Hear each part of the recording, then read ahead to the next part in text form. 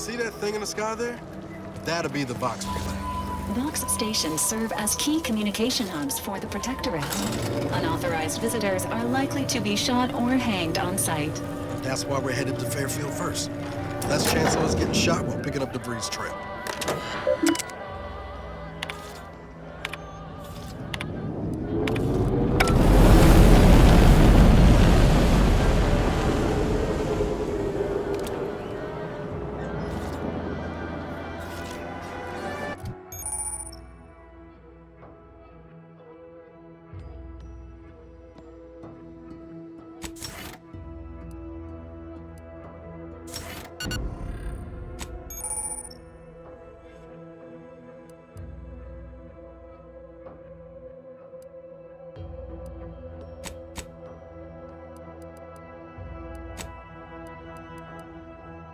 With the paradigm. This is Protectorate sanctioned wireless. Special update. Everything has been found to be splendid. Everyone grateful and content. Sleep soundly, knowing you are safe at all times from the lingerers of our fair field. Even our most capable warriors are well defended. Consider our arbiter training.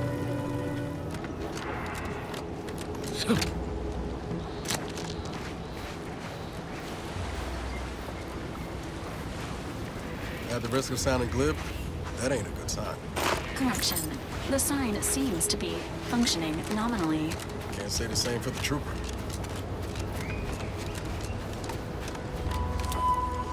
Confronting threat.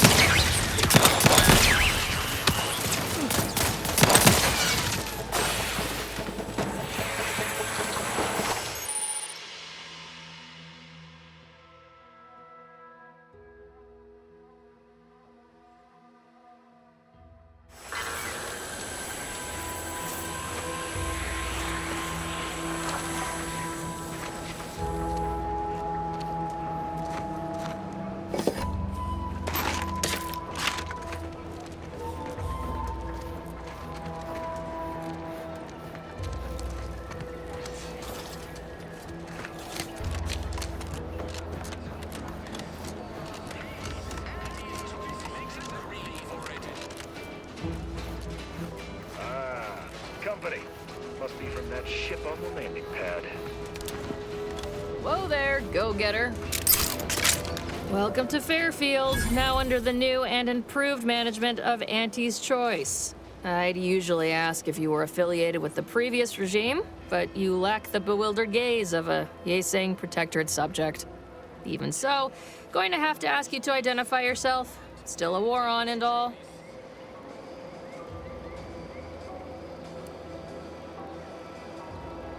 Huh. Really? Everyone knows we're cultivating our sprat population for a new deep-fried snack line. So I refuse to fall for such a ham-handed attempt at dissemblance. Look, we're Auntie's Choice. Lying's fine. We downright admire it even, if you pull it off. Next time, try a little harder. End of the day, we let most anybody in. Bottom line's all we care about is our bottom line. That'll be all. Unless you got any questions before you're on your way.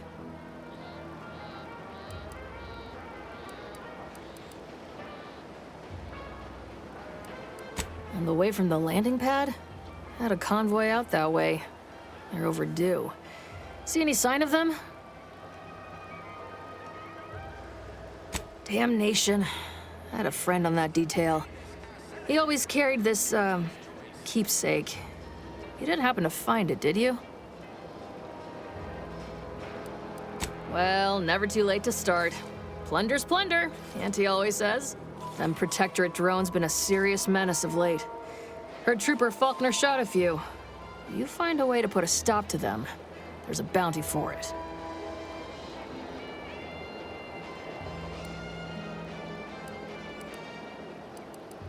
As I've never heard of her, can't say I can.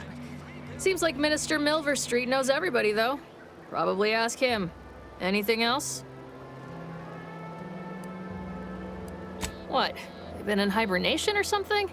We're here to bring the free market's liberation to the people of Arcadia, and Arcadia's bounty to the rest of the galaxy, of course. Oh, we got everything. One of them, at least. Clinic's over there on your left, watering hole's a bit down on the right. Market's a straight shot down the lane. Again, welcome to Fairfield, the official new home of free trade and self-reliance on Eden.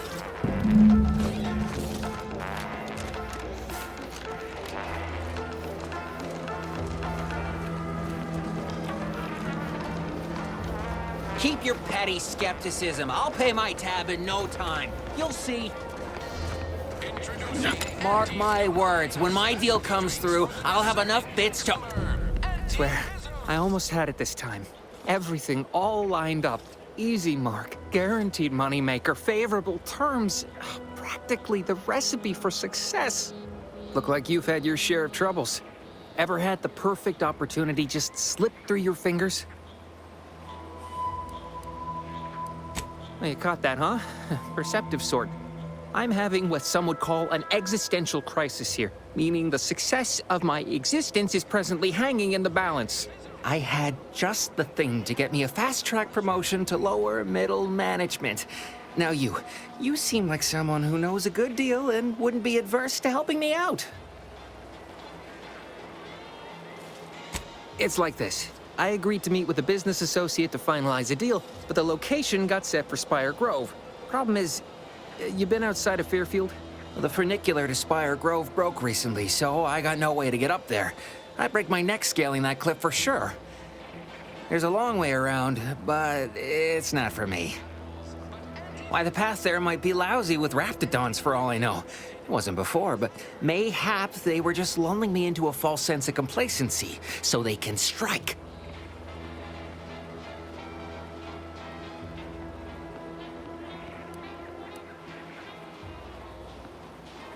No way, no how. Even the thought of them critters scrambles my gray matter. I can't imagine setting foot in Spire Grove, even though it might mean losing a chance to acquire the prize of a lifetime. You see, my partner there unearthed an unexploited Protectorate technology. Wouldn't go into details, but promised it'd revolutionize the daily life of Auntie's Choice citizens.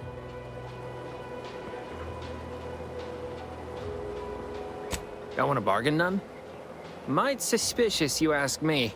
Like, maybe I ought to end this here conversation. I have a few bits I can offer you. Not much, but if it turns out a roaring success like it ought to, and I get a fat promotion, I promise I'll see you're taken care of later. Splendid. Go parlay with Jackson Plum up at Spire Grove. It's some kind of agricultural harvesting encampment southwest of here, near a mess of them rocky spires. He'll provide the agreed-upon schematics. Well, the broke-down funicular is due west of here. Dexterous-looking so-and-so like yourself could probably scarp her up it in a jiffy. From there, it's just up the hill a smidge. So close, but so far away. At least for me, anyhow. Truth is, haven't the slightest. You know the Protectorate have all the most advanced technology, though. Probably something straight out of an Aetherwave serial. Edible spacesuits, N-ray specs, matter translocation. It could be anything. If Jackson's all fired up about it, it'll be beyond comprehension, I'm sure. All right, then. Don't let me keep you.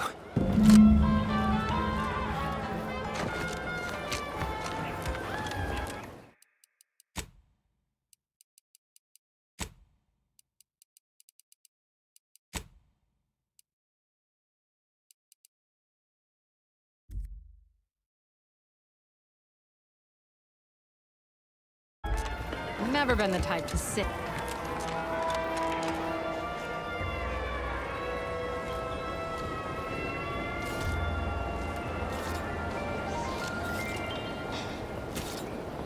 Why choose just any choice when you could choose Auntie's choice? Remember, Auntie knows best. Our target audience here is people who want to forget their worries, and sometimes their names. Welcome to the Name-Pending Saloon, purveyor of spirits and stimuli. What'll it be, stranger? That is an ensuing step on my 19-point business plan. Trying to find a name that would convince patrons to spend their hard-earned bits here. Like to hear a few contenders? At present, my top favorites are 1. The Drunken Haggler, 2. Accessories, 3. Absinthe-Minded, 4. The Fair Shake. Now tell me, which would make you spend your hard-earned bits here? Well, that's what we'll call it then. I'll tell future business partners we did extensive outside testing. I can now check off step 18 of my business plan.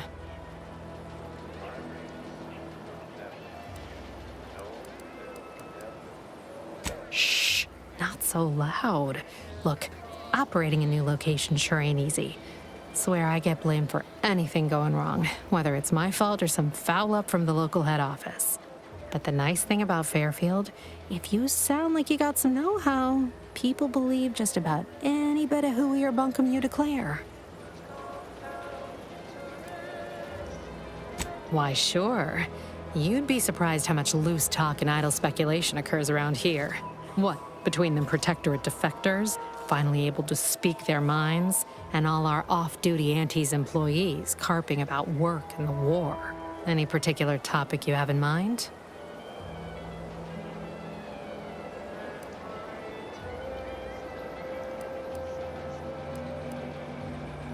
You're asking me for the particulars of a high-level corporate acquisition.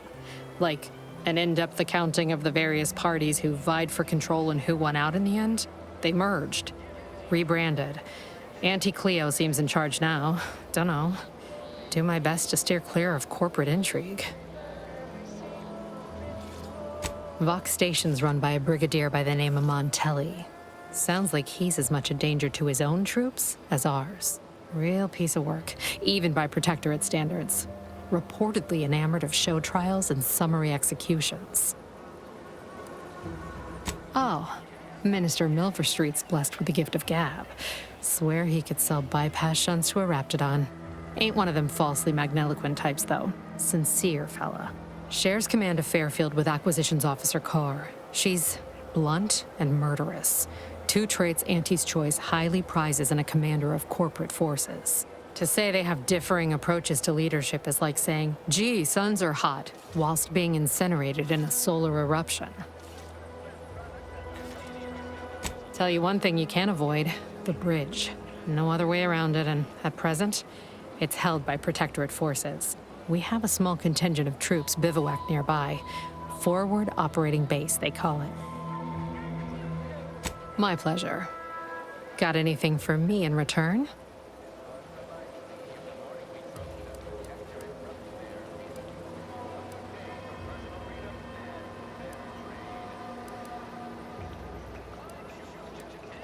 Your Earth Directorate.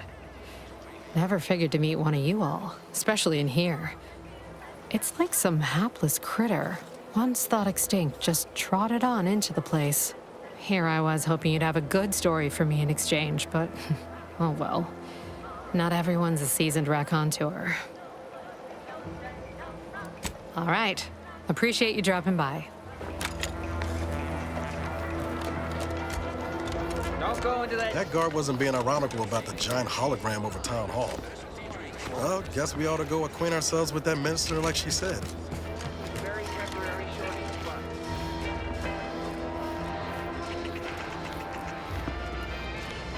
How about I do my job, and you do whatever it is you do?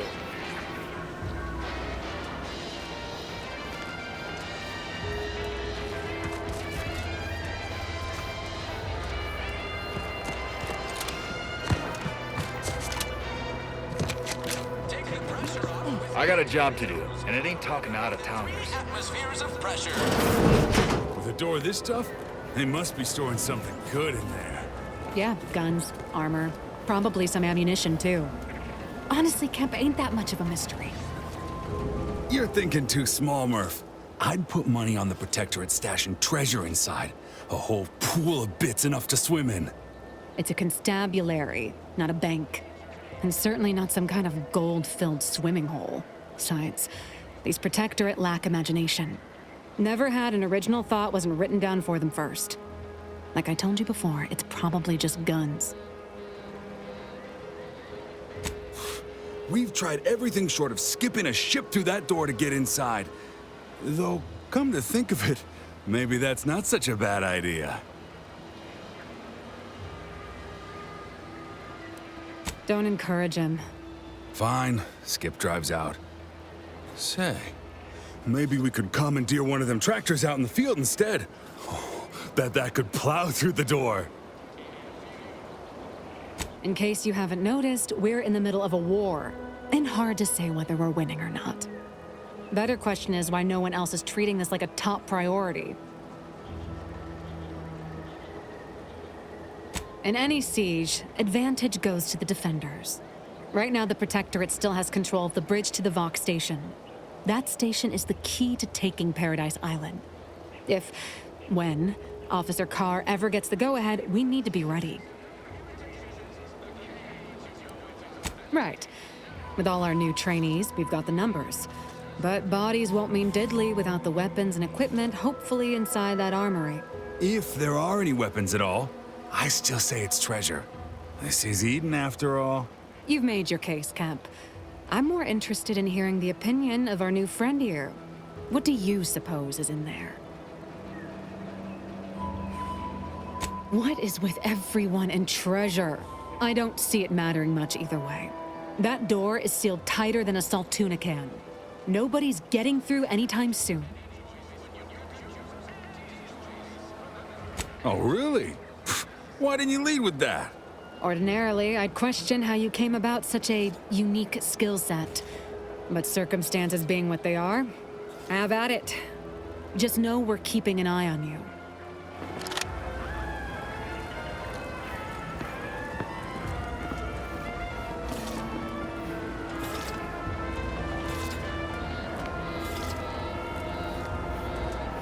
Leave me be. I have no interest in dealing with the machinations of you dark marketers today. I got it. What if we... No, wait. Oh, really? Why didn't you leave? Ordinarily, I'd question how you...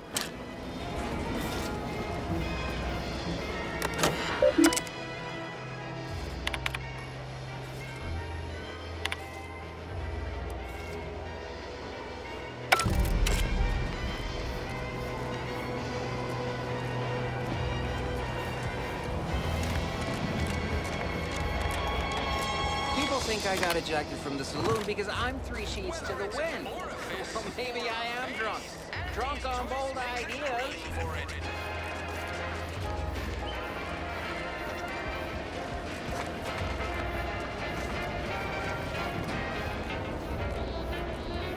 Yes, if you... Oh, no.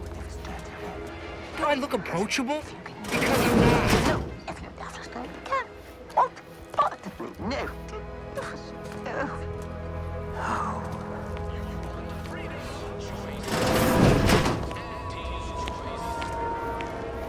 See fit to keep me in a constant state of consternation. With each unauthorized act, you jeopardize our hold of Fairfield. Yes, but you must understand, the Protectorate citizenry is a hair's breadth from defection. Within the week, I'm certain. Certain. Like the week prior and the week before that. Impressive foresight you wield. Should apply to join the Order of the Ascendant. It would be difficult enough to convert the stubborn populace without your soldiers' constant, ill-advised forays. Enough! Your yipping reminds me of my 2 old canids. I loved those canids. You, on the other hand, are trying my patience. We don't want to try Auntie's patience, do we? No, Auntie. Yes, I thought not. Now, unless you care to see what life in the lower rungs looks like, you will both of you cease your foolish maneuvering immediately. Do I make myself clear? Yes, Auntie. Good. See that it is done. I will brook no more disappointments. And while you're at it, you might want to look into your security situation, Commander. I'm not accustomed to an audience when addressing my subordinates. Who in the void? Eavesdropping on Auntie's choice business is like to get a body shot for spine. Though you're not wanting for moxie. I'll give you that. Now hold a moment, Carr. When opportunity comes visiting, perhaps it's better not to riddle it full of holes. Our new compatriot may be of assistance. A surprisingly good point, especially from you. She only forbade us using our own personnel. Be a whole other matter were a stranger to happen to aid one of us. But which? Well, you seem an observant sort, so I expect you'll tire of Milver Street's bluster soon enough. Come see me before agreeing to whatever absurdity he proposes. Unlike him, I have some work actually befitting your time. I'll be waiting. Alone at last. I never thought she'd leave. Now then, allow me to introduce myself. I am D.B. Milver Street, Minister of Marketing, Duke of Demographics, Commercial Condottiere, President of Promotional Material. Tell me, do you believe in signs?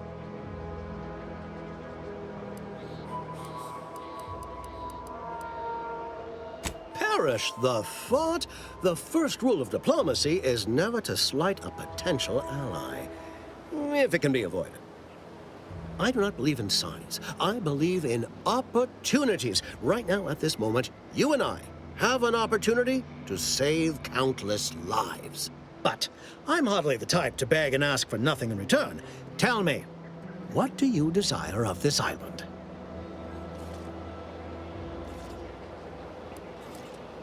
With that hat? Absolutely not. Is this a bad time to mention I can read lips? I have some faint recollections of the fuzz beneath my hat. Perhaps I saw such a name amidst my perusal of the Protectorate domicile assignment records. The record room is in this building. You have my permission to peruse at your leisure. But surely a go-getter like yourself has more ambitious goals on our island. Share them with me, and we can brave them together. Ambitious, aren't we? Easily the best protected location on Paradise Island. Hardly a place for a stroll. But if you assist me, I promise to get you inside. Better yet, helping me shall result in our saving dozens, no, hundreds of lives. Your conscience shall be renewed.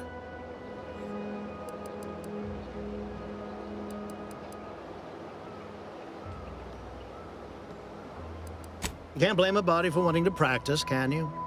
Fine. I'll give it to you straight then. Auntie may demand Carr and I do nothing, but for each moment I remain inactive, dozens fall in meaningless combat. I seek a persuasive method of alleviating this conflict. The Protectorate utilizes a procedure known as mental refreshment to ease the temperament of wayward subjects. The Ministry of Accuracy contains vital information about the process and where it is performed. This is the prize I seek. I previously sent a grafted soldier, Trooper Sealong, to retrieve said information, but I have not heard from her in some time. Consequently, I must presume the worst.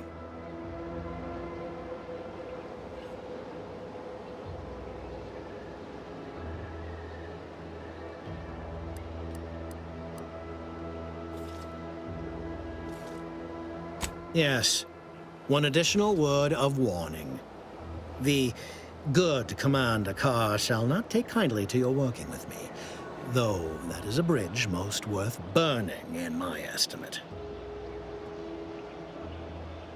An opportunity to attain my goals and stick my finger in Babylon's eye? Today's as grand as when I led in the performance department showing of Life of a Salesman. Find your way to the Ministry of Accuracy. And if Trooper Sealong is still alive, do send her back here to debrief. She's still contracted to us after all.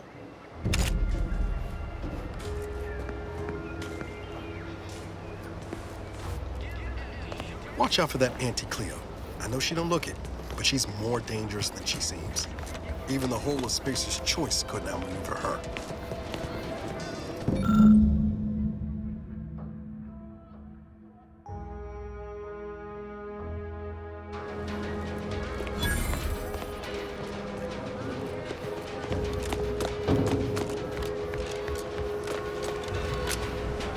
Commander, There is a 98.7% chance that hunting Agent DeVries will require greater amounts of ammunition than you currently possess.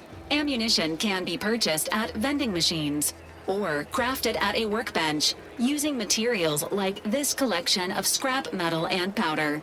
I can also help you craft items in a pinch when we're out together. Most won't even explode on you.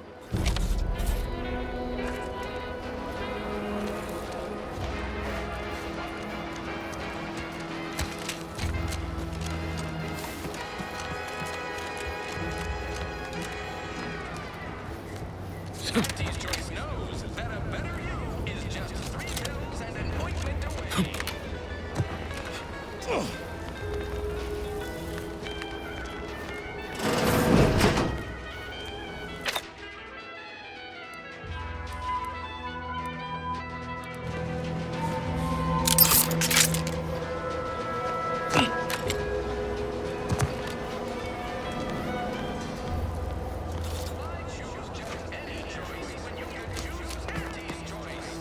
Ectoplasm. Wait. Nope. Just taro excrement. Ugh.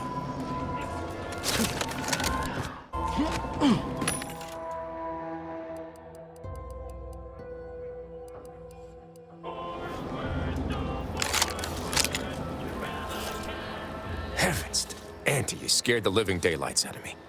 Shouldn't sneak up on a man like that. Good way to earn a bullet betwixt the eyes.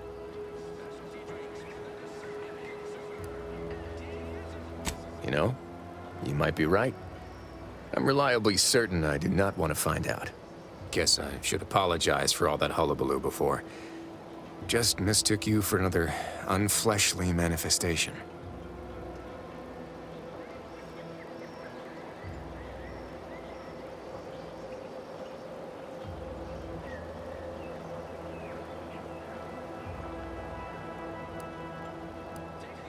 Look, I know how it sounds, like I'm a few crabbles short of a hurt, but just hear me out. It all started the other night. Saw a personage leaving the greenhouse, late. Figured it for Emily, but when I asked her about it, she didn't know what I was talking about. Happened again the next night. Gave chase that time, but lost him hereabouts. I turned a corner and they'd up and vanished.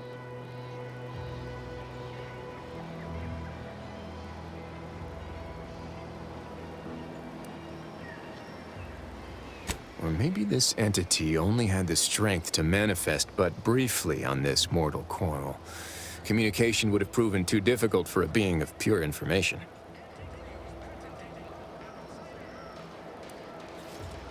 That sort of name-calling is unwelcome and uncalled for.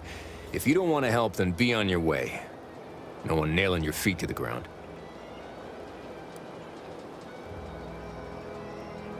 I certainly won't say no to having a fresh set of lamps on the scene. Just be careful. Hate to see you disappeared like that foodstuffs.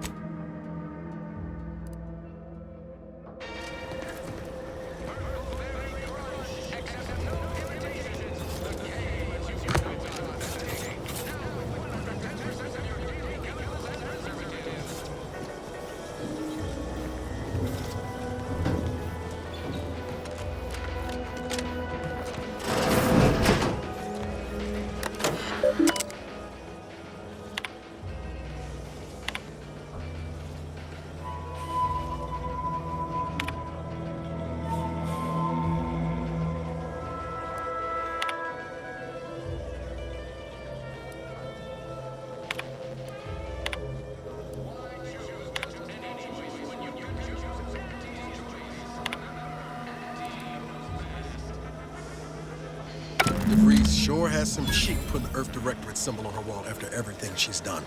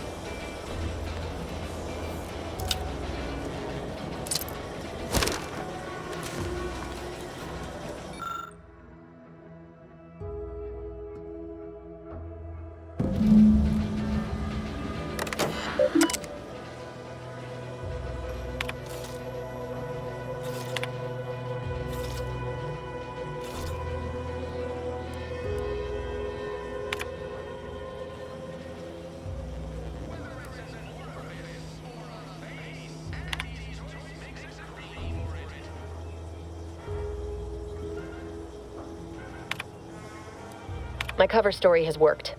I am safely ensconced at the Vox station, assigned to the lowly Information Input and Retrieval Department. Seems a colony so certain of its absolute control over its subjects can be less than rigorous when it comes to security.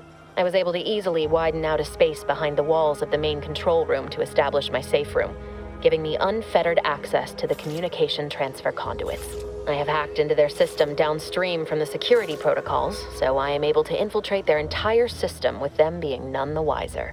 While I have little doubt as to the success of our mission, trepidation still gnaws at me, though I cannot say why. Perhaps it is simply the normal mission commencement jitters.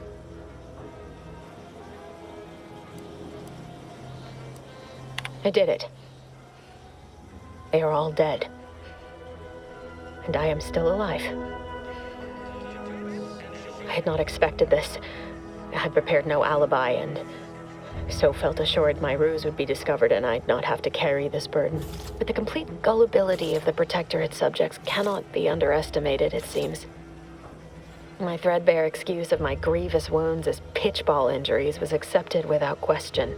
I can only keep telling myself it had to be done. Something which becomes harder by the day as the rift anomaly grows in the sky. But it was all part of the plan. Wasn't it?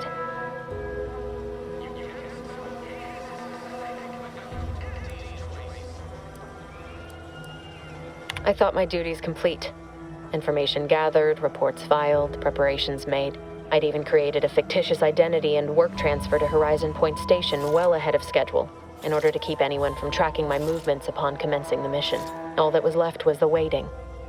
Or so I thought. Then, troubling information came to light. I've seen the numbers. I've seen the equations. While I don't understand all of it, I understand enough to know it is the truth. And I am the only one in a position to act upon it. Though it means the betrayal of my team and the duty I swore to uphold. But can I?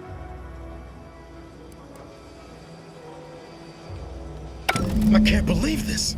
Void me if I understand any of this. DeVries sold us out for what? Because of a few equations? Some dots and lines on a graph? Good fucking law. I mean, she wasn't a damn scientist.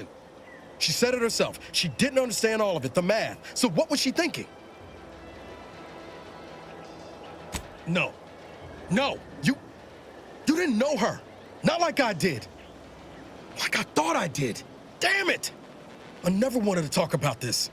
I wanted to just leave it alone. Told myself, no point in dredging up the past. Should have known it wouldn't rest. DeVries may have saved me on Triangulum, but I wasn't the only one looked up to her. Lots of the other recruits talked about her too, back at the academy.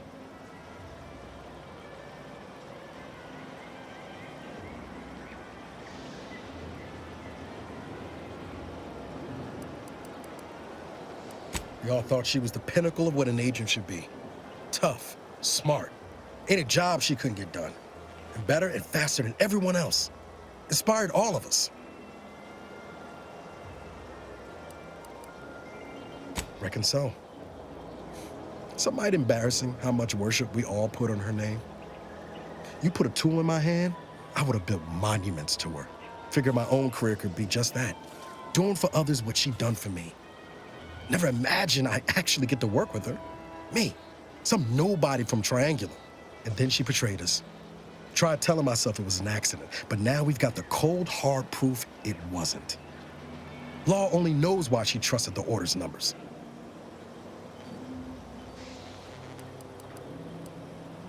The Order of the Ascendant is just another sect of the Order of Scientific Inquiry. The grand plan and all that used to be part of the Protectorate before their big falling out.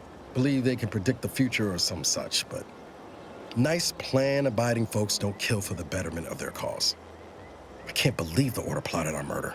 But 10 years ago, I would have said the same about DeVries. I mean, she always struck me as so pragmatic, real sensible-like. Never figured she'd go all in on predictions from a bunch of monks.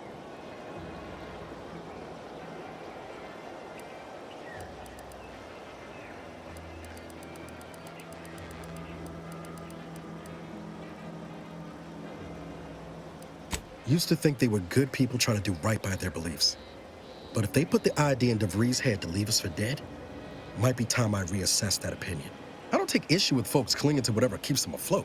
Math, science, the grand architect, void, even capital. I know how most colonies run. But when those beliefs start to require hurting others, even killing them, that's worth questioning their virtue.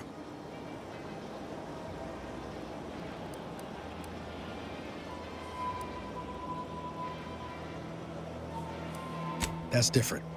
Everything we've done so far has been for the mission, to save everyone. You forget we're on the same side here, Commander? I'm not the only one DeVries wronged. She robbed you of 10 years of your life. Don't you want recompense for that?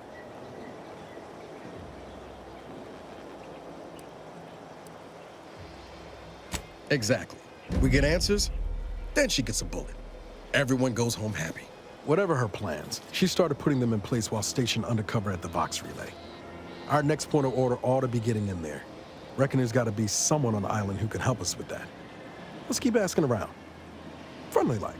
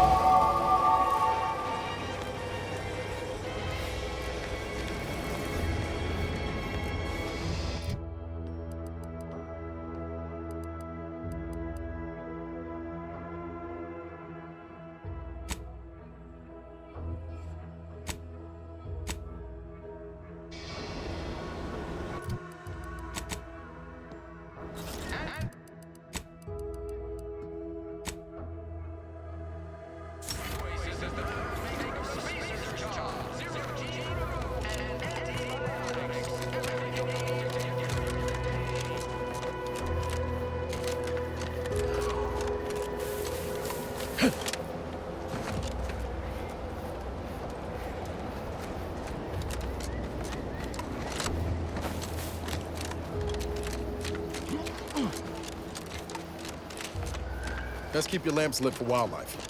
Hostile wildlife. Familial classification of Raptidon.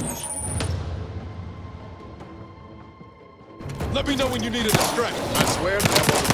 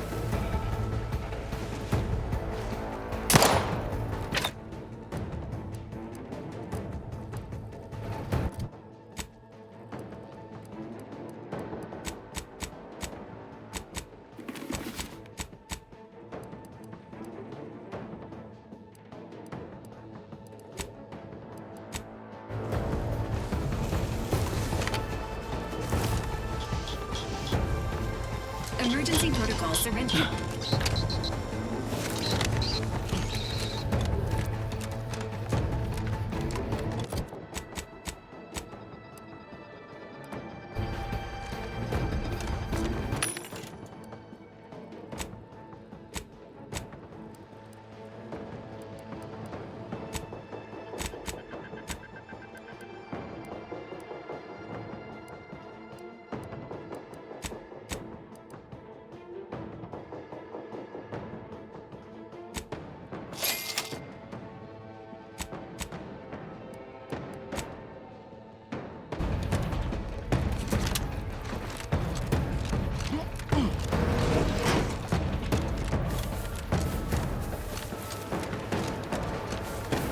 Might I have a word, Commander?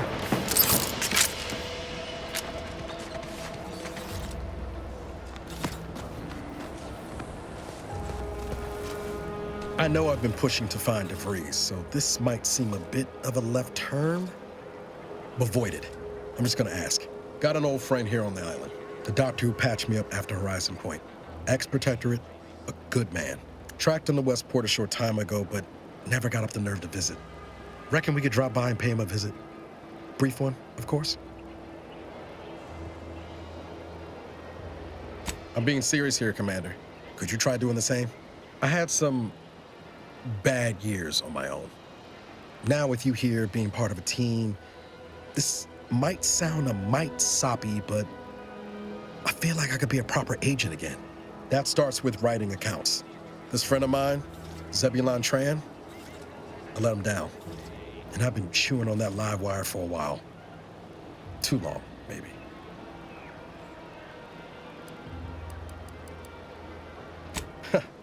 Much as I might love to jaw about that special interest of mine, this business with Zeb's gotta come first.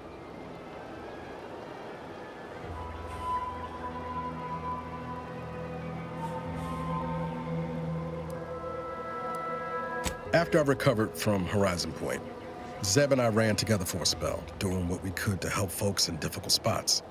Fighting Protectorate tyranny in small ways. Too small for Zeb, as it turned out. He was unhappy before I showed up, and after, well, all my Directorate talk fired him up even more. I had my orders. I was to stay low. Couldn't let the Protectorate catch wind of an Earth Directorate agent in its midst. But Zeb, he kept pushing to take more extreme action.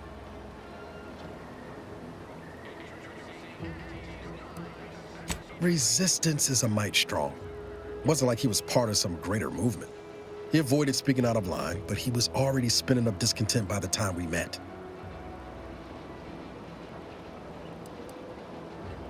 Wasn't like I didn't want to take things farther, hit the Protectorate where it hurt, but I still had my cover to think of too. I couldn't risk disrupting the mission. I'd feel better about that commendation if things hadn't turned out as they did. We worked hard, but the Protectorate's arbiters and sentinels worked harder.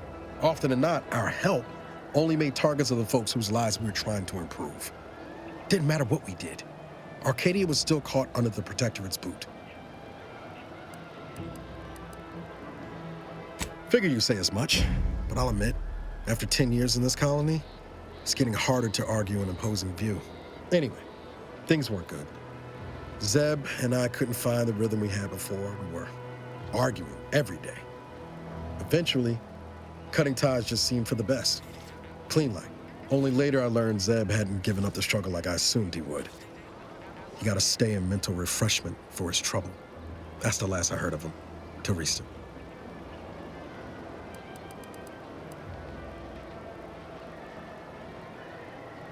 If it weren't for Zeb, I'd be in the ground. It's a debt I never properly repaid. Plus, I don't relish his last memory of me being a vanishing act. I owe him better.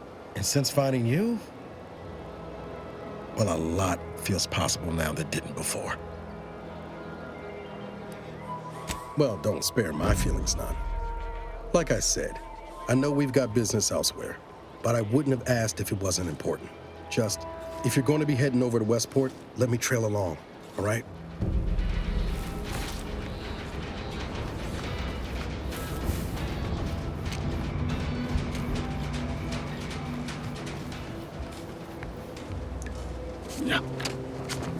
pulverizing them suffice?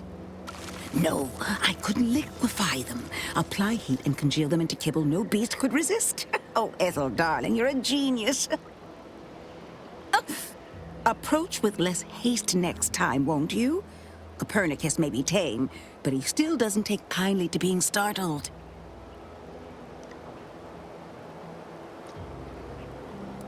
You don't know? But I thought everyone in Fairfield knew of... Oh, right. I see what you're trying to do. This is top secret. We must speak in riddles to safeguard our findings, yes? Should I use code names too? The subterfuge is so exciting. Thank the law you knew to enforce protocol, lest I blabber corporate secrets to the wrong person. No, wait.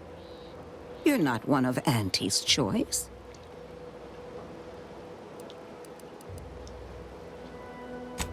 Oh, so you are one of the clandestine troopers they talk about in the serials. Incredible. Don't worry, your secret is safe with me. I am Ethel Tinsley, chimeric scientist. I'm responsible for taming this delightful raptidon here. He will protect our fair town from his feral brethren in the wilds. Theoretically. Officer Carr has been in a state waiting for me to train the raptidons to, maul on command. It's rather pressing, and alas, one scientist-turned-tamer can only do so much. One might say I'm perhaps a bit on edge. Folk here have grown weary, shall we say, with the war effort, and with avoiding Carr and the minister's would-be fisticuffs. No, I don't believe it is. That's what the Protectorate announcers wanted us to believe anyway, before Auntie showed us the truth. No, this is quite abnormal, I'm sure. Anyhow, all I know is that if they were to begin working with each other, the mood in town would certainly be merrier. Or something akin to it. Well, I was a subject once. Despite my talents, the plan dictated that I should be relegated to programming cleaning mechs. Bah. But then, Auntie's choice came along and offered to transform our lives for the better. I chose to accept. And look where I am today. Over the last year, I have climbed the rungs of my division through the sheer merit of my work. I have finally earned the respect I was always due.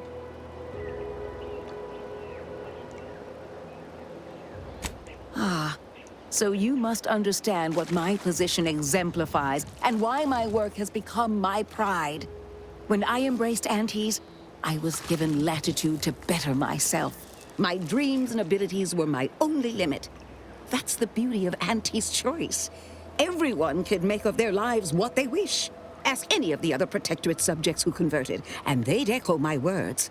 When one can allow their ambitions to show, that is true freedom.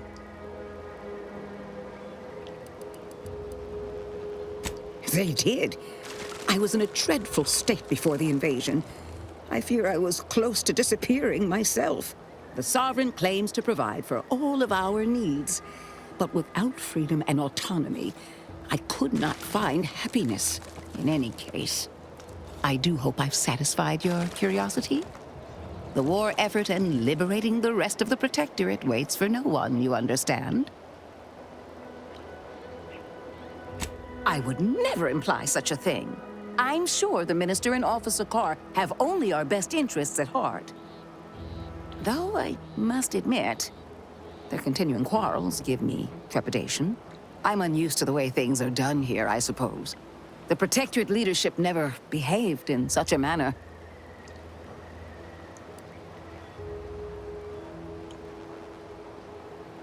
So I should return to the Protectorate and accept swift death for desertion? Certainly not. I would much rather stay here, continue my work, and hope my leaders can reach an accord. Challenging though it may be, one wishes to woo Protectorate subjects to our ranks. The other wishes to secure a decisive victory with weaponry and technology. As for which approach is best, I wish I knew.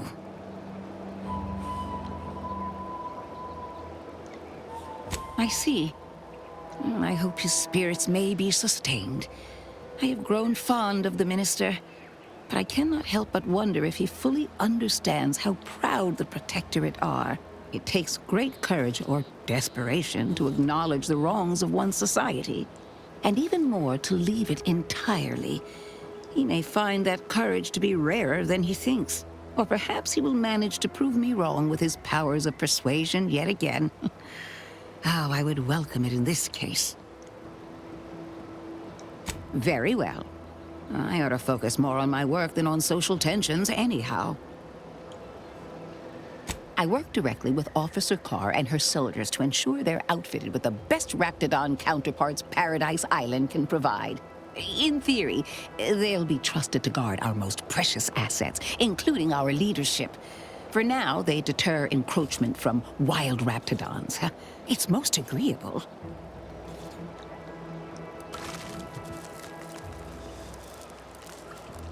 I'll not have such pessimism permeating my lab. It makes the Raptidons anxious, you know.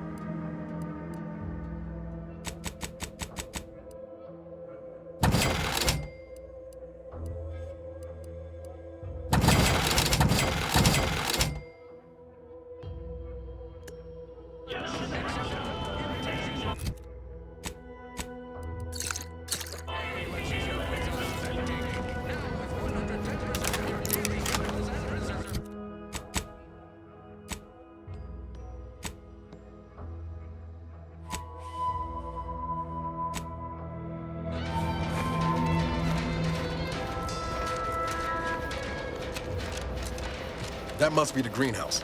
You know, one where that Emmeline is supposed to be moving stolen goods. I'm simply not credulous enough to accept this is where I've ended up.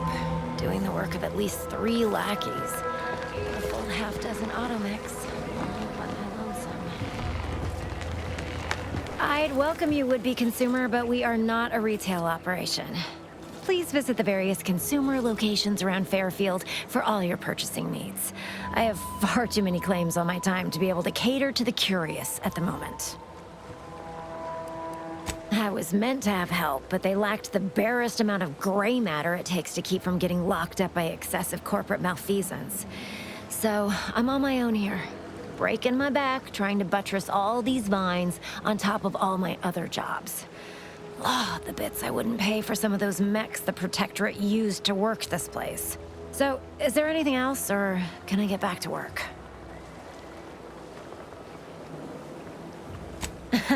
Really? Feel you're entitled to that information, do you? Nah, it's only a crime if you get caught. And you only get caught if you cause enough trouble that excessive corporate malfeasance has no choice but to haul you in. So long as you respect their boundaries, keep the right palms greased, and apply a bit of discretion, it's easy enough to do just about anything you need done. But since the original crew we sent here couldn't handle those 3 simple rules, it does so happen I have an opening for a well-paid accomplice. Interested? Wonderful. Your jib is exactly the kind of cut we could use right now. And I've got a whole cartridge of bits that's been waiting for someone to earn it. I'm part of Sub Rosa. We're a group of merchants, information brokers, and commodity traders who deal outside the systems most folk are confined by. We're the best way to get things done in anti-space if you're looking for profit. Want to buy it, sell it, move it? We've got someone to do it for you. Oh, isn't that just wonderful? I had no suspicion when you walked through my door that you'd help resolve the last of the morass Paradise Island has become for us. And all we need you to do is access Quartermaster Cardos's terminal and scrub any Spectrum vodka from her ledgers. It's already been resold, so having it in her system could become problematic. Expunge it, and I get you some bits, and the friendship of Sub Rosa all over the system. You get me? Because we are the black market in Arcadia. Odds are, at some point, you're going to need something you just can't get legally. Then you'll be thrilled we're associated. Sub Rosa feeds that appetite to not just survive, but to thrive. And that's taking all of us places. We're more than simple opportunists. We are opportunistically driven. Trust me, for both short-term benefits and long-term prospects, you want to be our friend.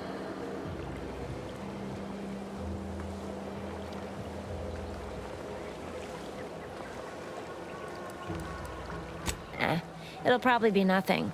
She's just a sergeant, not someone who has any real pull. And I've already made arrangements with everyone who matters. So, if she catches you, about the worst she can do is a switch on the wrist. And I'll be waiting here with your bits.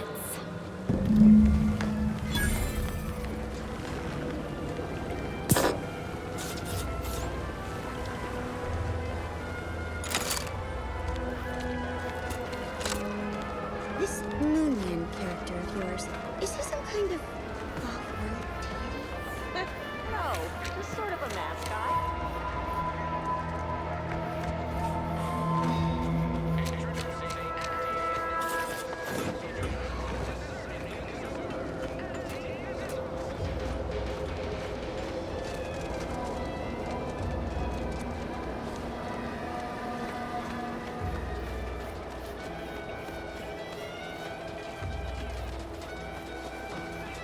Keep them coming. I can do this all day. Gonna need a bigger storeroom for all these orders. Let me guess. Gun keeps jamming, armor don't quite fit snug as you like. State your division and I'll get you outfitted, quick and proper, or your next provision's free. If you're not with a specific division, I'm supposed to take down a name before offering my wares. I'll just make it up for expediency's sake. All bits spend the same to me. As Chief Replenishment Officer, it's my privileged duty to furnish our brave troops with all of their wartime essentials. You could say I put the ration in liberation. Tell me what you need, and I'll do my ample best to supply you. No one here but you, me, and several tons of well-oiled machinery. What's this about?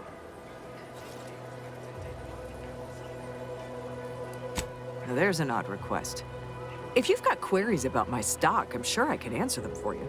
Wait one rat-gone moment. Did Miss Galloway put you up to this?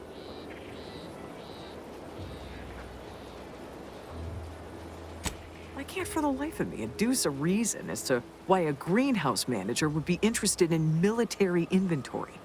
What kind of plants are we growing in there?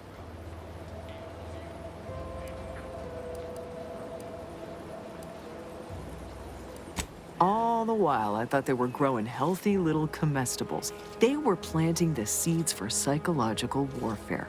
Literally. Shows what I know. All right. Ms. Galloway can have access, but only because I believe in not biting the hand that feeds. Or, in this case, grows. Keycard to access the terminals, right here on the boxes beside me. Feel free to nab it.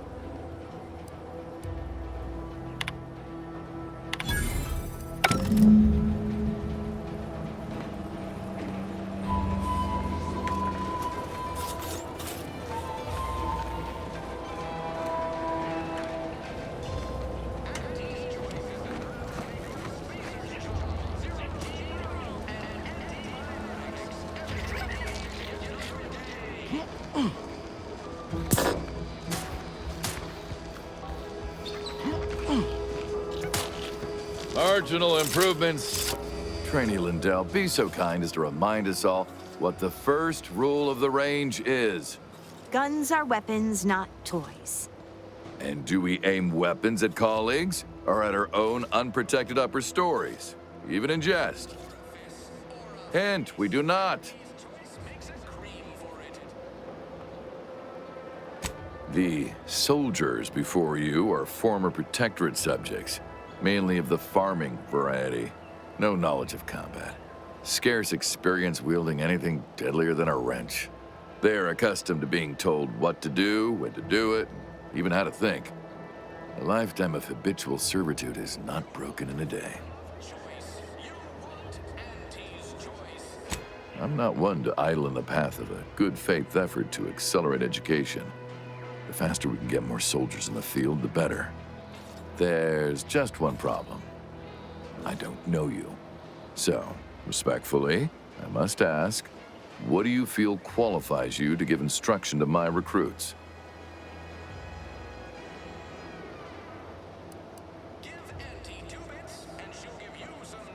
Somehow I doubt you would restrict yourself to words. Respectfully, I must decline your offer. Please excuse me. Lindell! You reload with a muzzle facing away from you. Away! Guns are weapons, not tools. Talk is cheap, but my time is not. Yes? You've returned. I don't suppose you're here for instruction yourself. Is this about the trainees again? I'm not one to idle in the path of a good faith effort to accelerate education. There's just one problem. You do have a certain confidence about you that is presently absent in these recruits. Very well, I'll allow you to speak with them. Don't make me regret this. Attention trainees, guns down. That means you too, Simpson. We have a guest who has a few words to share. You have something to say to us? No. But it's probably what we deserve. The others are right. We're not cut out for this. In the short amount of time we've shared, I've already observed a great deal of improvement in each and every one of you. You really think so? Gee, imagine how fearsome we'll be in a month.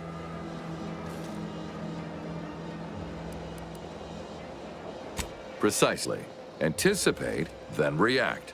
Now, if Auntie's faith in you is not misplaced, then prove it, trainees! Weapons at the ready! And fire! Well done, trainees! Well done! It appears your words have had their intended effect. Oh, thank law. The trainees seem quite taken with you, too. As I suspect they would riot if I let you leave without a reward. Please, accept this revolver with Auntie's thanks. Plan willing, I will have as much success deploying your wisdom with my next batch of recruits. Nicely done!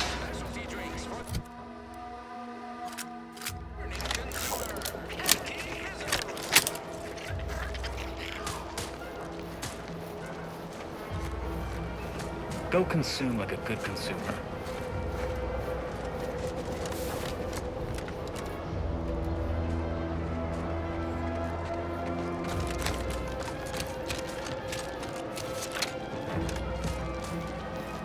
Take whatever business you're running elsewhere. Protectorate folks must have been bored out of their skulls before we showed up. Boy, take this terminal and trash it. If you're about to blast me about fixing that void-forsaken terminal, it'll have to wait. I'm entitled to a break like anyone else. It's in my contract. I triple-checked.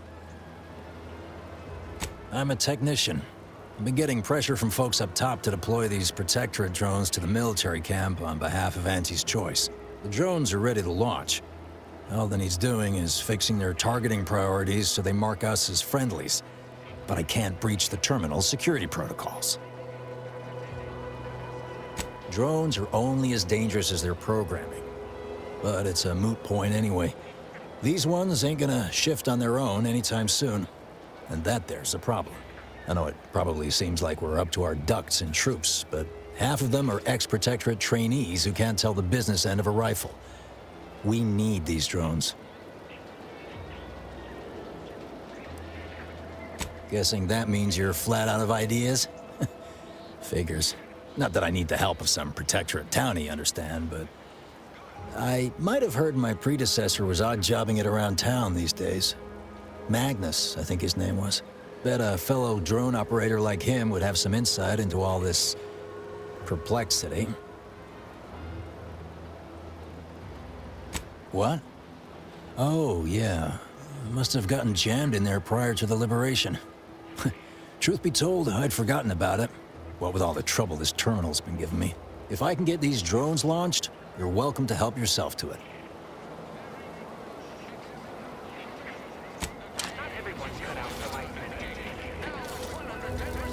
Can't get that Auntie's choice jingle out of my head. Hey, if I start anyway. Need something, Commander? My commanding manager gave me great advice. You got time to leave. You got time to clean the retreat. Moral of the story?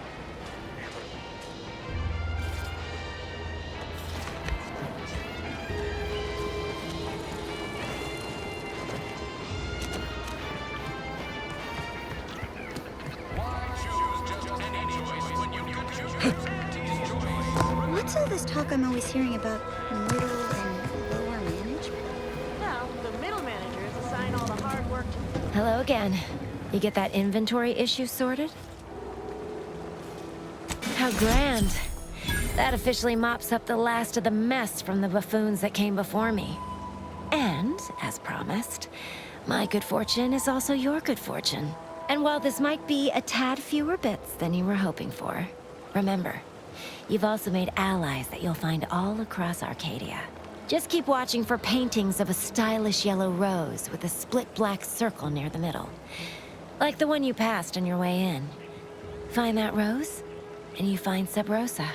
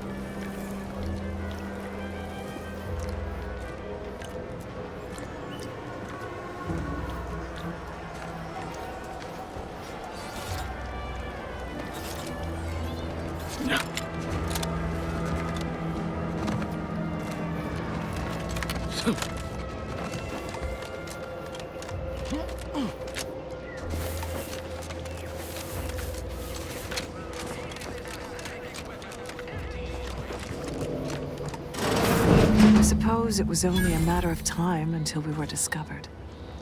Though what an odd thing to die for. Apples.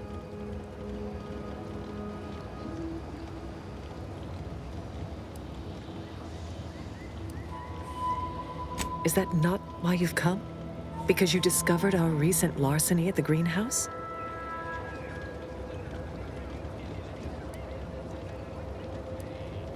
The greenhouse's stolen bounty offered a healthy alternative to gorging ourselves on that vending machine poison. Alas, I was spotted on 1 or 2 forays.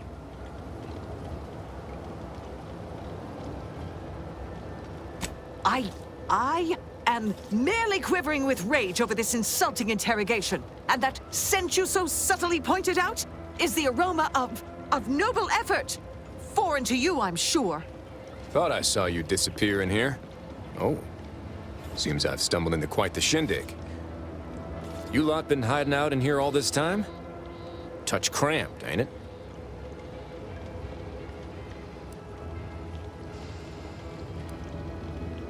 You've got me there. Nothing enigmatical about a trio of Protectorate stowaways. The more I listen to you invaders blathering, the more convinced I become of the need to rid our fair island of your wretched stupidity by any means necessary. Not very copacetic, are you folks? If this exchange is not to your liking, I can accommodate you with a bullet instead.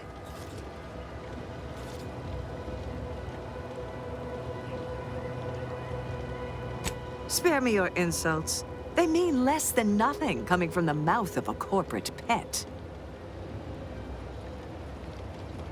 I would sever my own hands at the wrist rather than sign a corporate contract.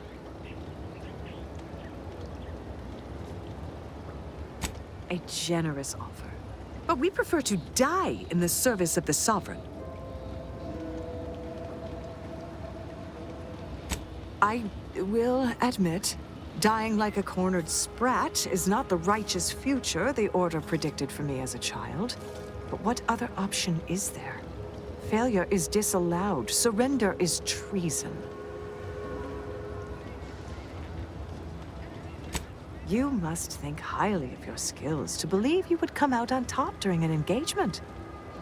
But undoubtedly, there would be casualties. Very well. With so many invaders yet to slay, I would be remiss to relinquish our lives in such an unworthy duel. We surrender. For now. That was some slick talking. Can't believe you got them to surrender without firing a shot. I thought for sure we'd have to blast our way out of here. Guess I had this mystery all wrong. A small part of me was hoping... Nah, never mind. It's downright foolish. I lost a friend in the invasion. A good friend. Thought maybe all this was her trying to send me a message of some kind. Like I said, foolish.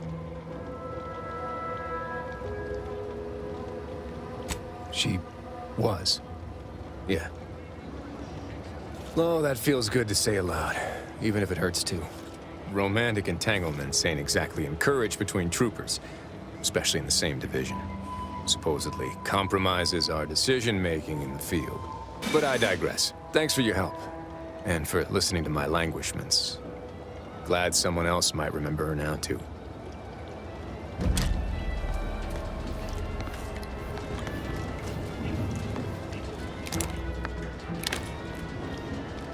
How many other Protectorate loyalists do you suppose are embedded in Fairfield? Let that thought haunt you.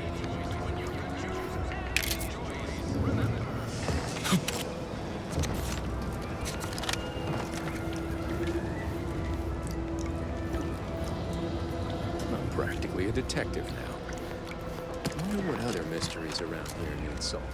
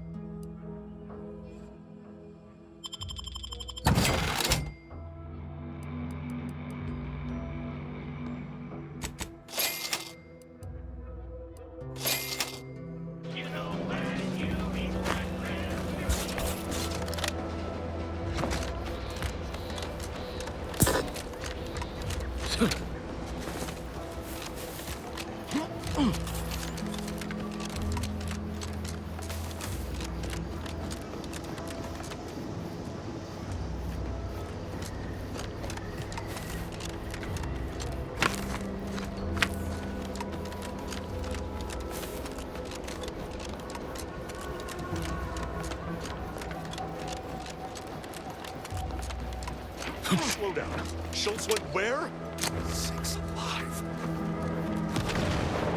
Schultz! Watch yourself around the bridge. They ain't as kindly as we are to passers through. You seen Gary anywhere? No, Everything he went off to copacetic? relieve Don't himself, answer. but I don't reckon much that was a care. couple of hours ago. You don't think he did.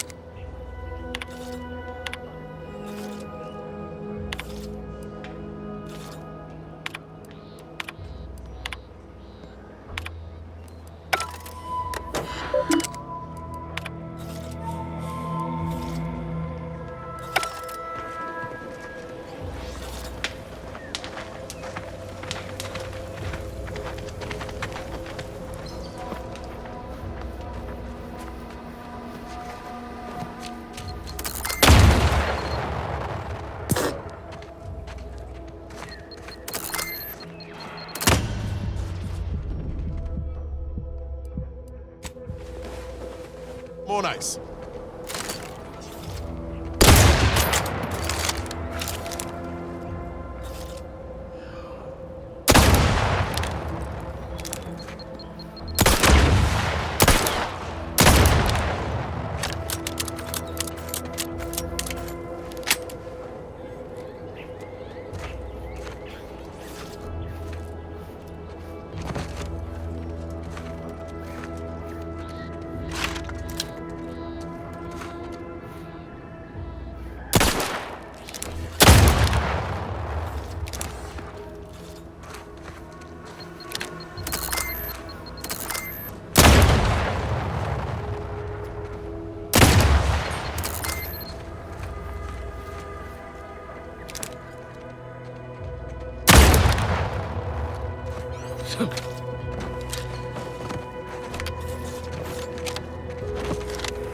Injuries to... How may this unit assist you?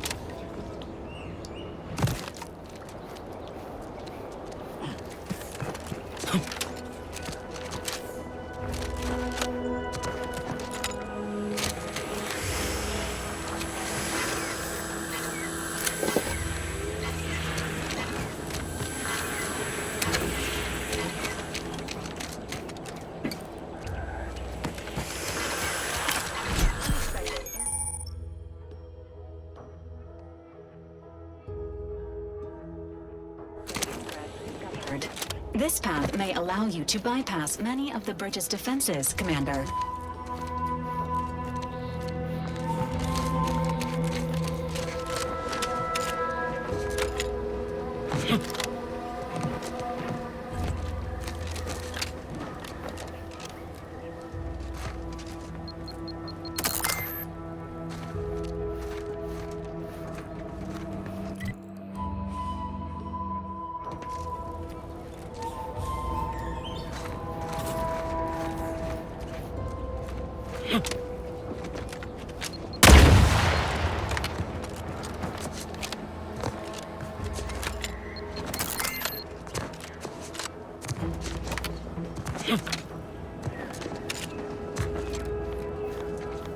Eyes up, outsiders in front. You there. Keep your hands where I can see them.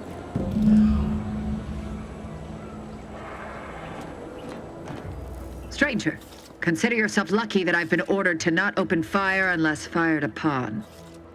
I will not suffer an outsider to trespass and trample further through our lands. Turn back from this bridge now, lest my ever-depleting prudence be spent.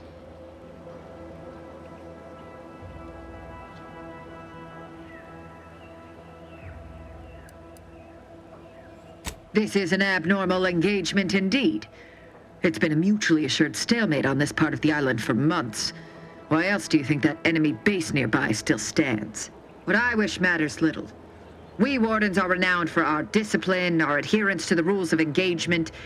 Even in unsavory company, I will not turn to needless violence, however much I have been pushed toward it of late.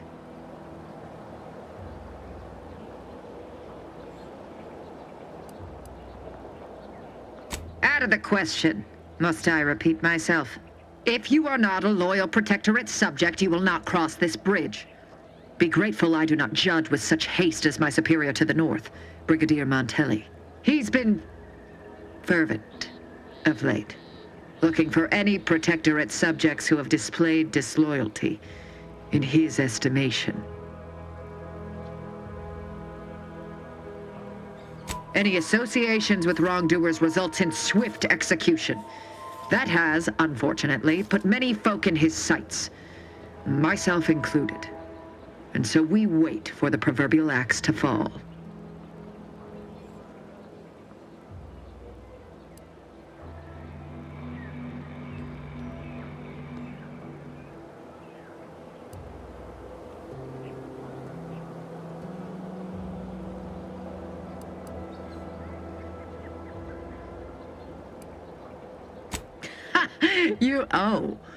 You actually believe you can contend with him. You are mistaken. He'll cut you open gleefully, then issue you demerits for bleeding on the floor. And you also have no business at the relay, as far as I can surmise. You dare to propose an arrangement? I may have need of your help, stranger, if you are ready to seize an opportunity to show fealty to the Protectorate. I know of 2 traitors who yet remain on this island. Bring them to me, and I'll dispose of them before the Brigadier questions my loyalty and deems me guilty by association. In return, I shall grant you clearance to cross the bridge. Fair exchange, wouldn't you say? A lot more folks are gonna die if we don't catch up to DeVries. We have to consider our options, even the ugly ones. If these folks are deserving, maybe it's worth it.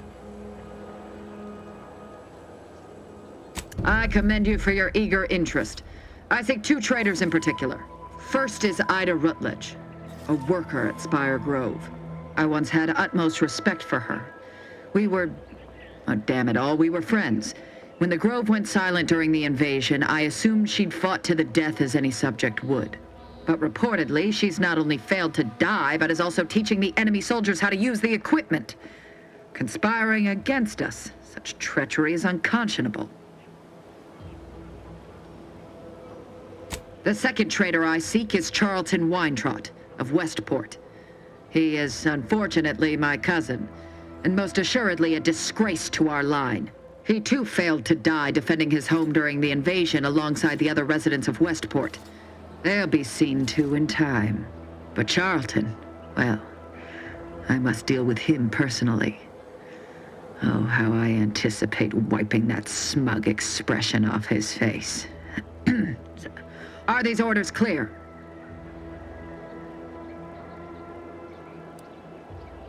I am not. And with luck, I will not have to pull his once justice has been meted. Anyone who allowed the enemy to overrun their land is a traitor. So yes, my dear cousin must answer for his crimes. Now go. Remember, once I have both traitors apprehended, you may cross the bridge.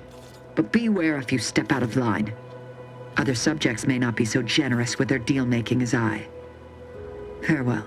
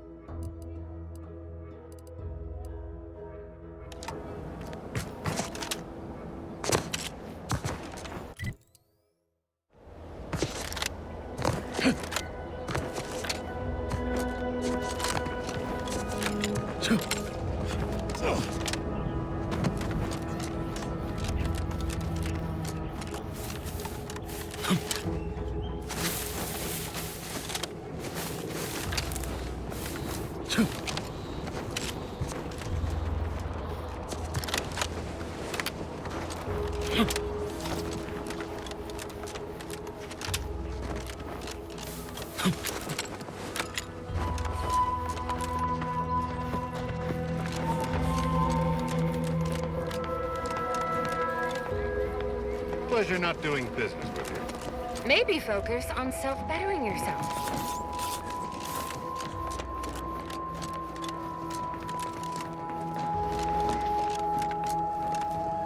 Don't even think about disrupting the marketplace.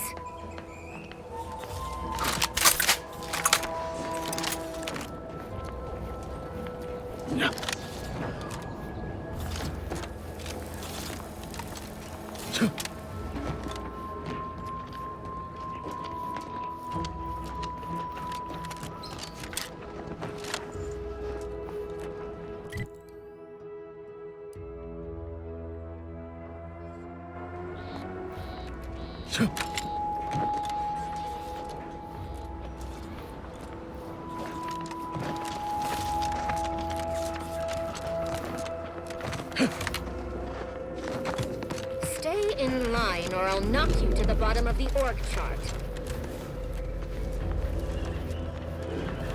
Rifts like this have been popping up all over the place since the rising point. They're harmless. So long as you keep your distance.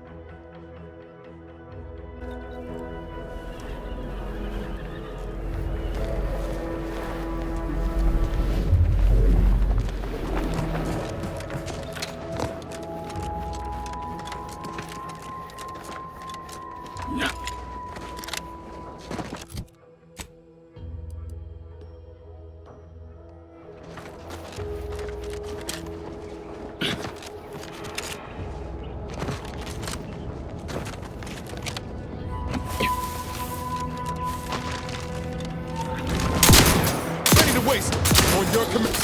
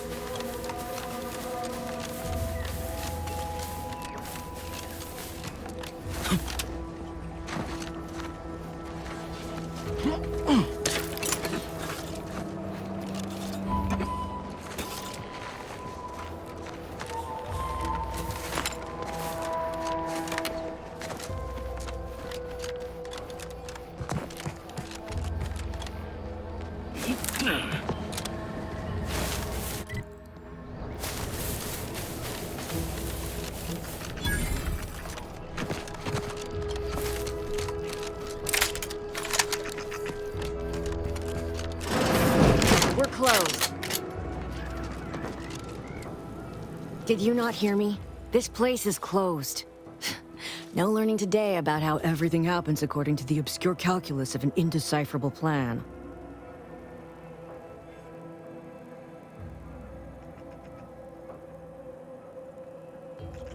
Why are you asking? Who are you? The people she tried to kill. By the architect. I had no idea. I wish I could say it was unbelievable.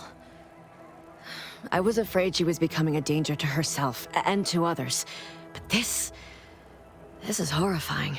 Yeah, imagine how we feel. Why don't you tell us where she is so we can make sure she ain't being a danger to herself or others? And how are you going to do that? That ain't something you ought to be concerning yourself about. If you think I'm going to help you do what I think you're talking about, you are deluded.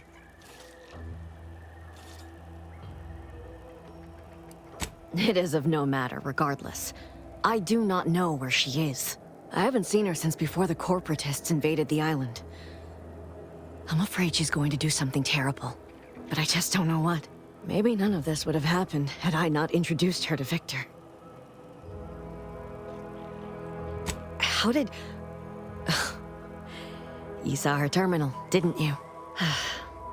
Victor's an Order archivist. We were all friends for a time. But then, shortly before the schism, they started talking to some others inside the Order.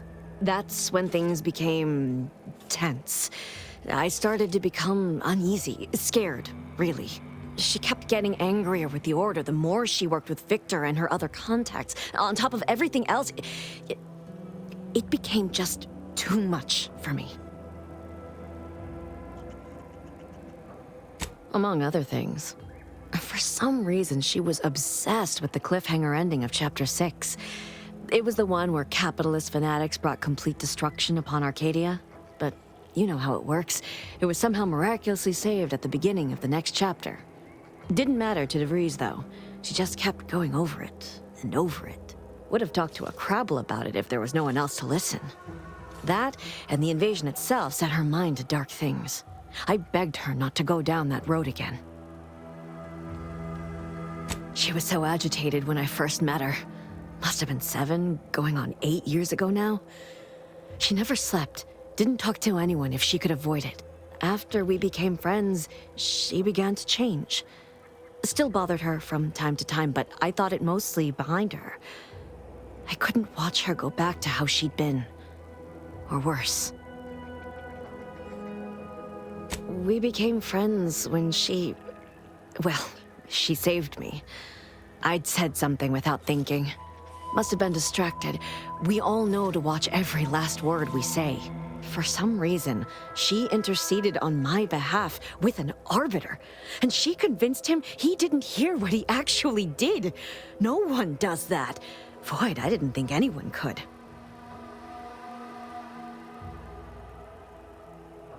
We all were, originally, before the schism.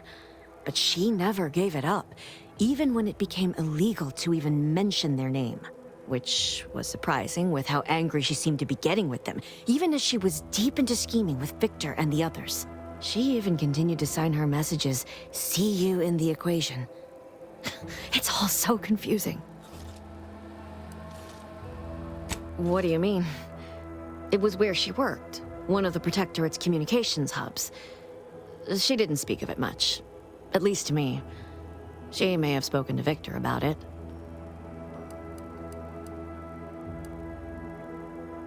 She ain't the only one. It's difficult to explain. She spoke about things in unfamiliar ways. I felt her words to be freeing, at first. But slowly, I began to feel unmoored, doubting everything I ever knew. She said learning the truth of things was worth it. But now I question whether her truth was just more of her penchant to sow chaos, no matter who may be caught in her schemes. Some days I wish I'd never listened to her at all. Others, I can't help but miss her. Even with everything. Know a little something about that, too.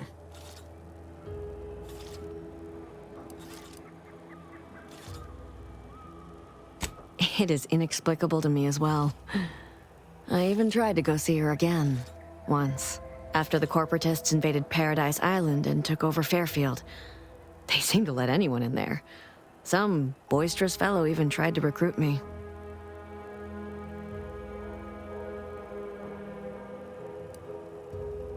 No. Nearest I could surmise, she'd left just prior to the fall of Fairfield. I'm ashamed to admit, I did break into her safe. She used the same code for everything. 15-778. That is Agent DeVries' identification code, Commander. She said it had some meaning from her previous life. I'd hoped she'd left something for me, but the safe was empty. I know I've no right to ask this of you, but when you find her, please remind her of who she used to be. She's unwell, but I know there's still hope for her. I understand. Perhaps it actually is for the best. I truly cannot say.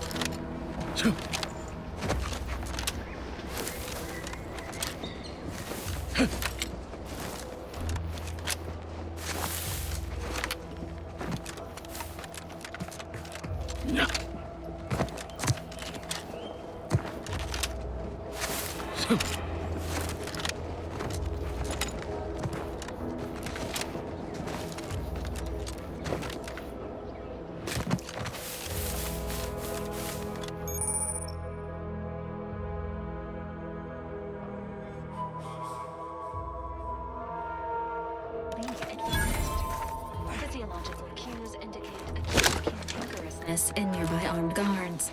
A stealthy approach is suggested.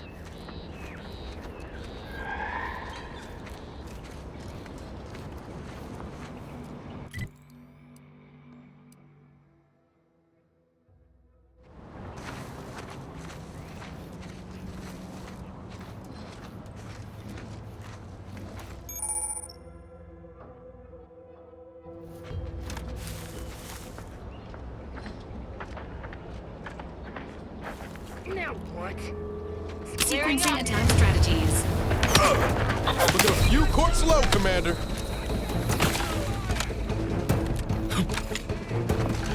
I'm not ready to be downside.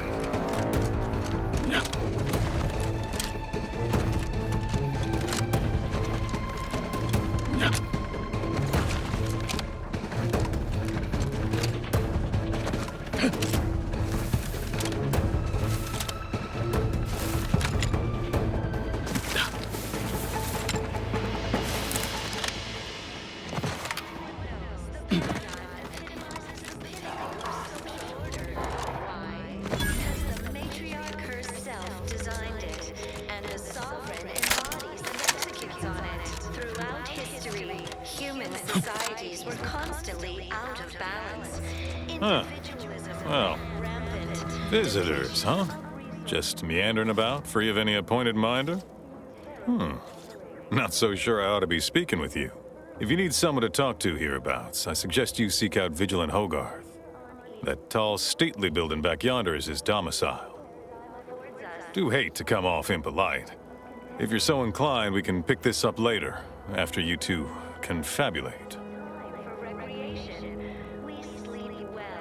Apologies, but I don't believe I should be discussing such matters with you without permission. Once you report to the Vigilant, I'd be happy to speak freely. Word to the wise, despite what you might hear, we still consider ourselves part of the Protectorate. Anyone spots an outsider engaging in misdeeds might just open fire. You are the raw material for perfection. From the lowliest subject to the most How exalted. empty are the lives of Auntie's subjects that they need to rely on consumerism to find meaning? All in this together.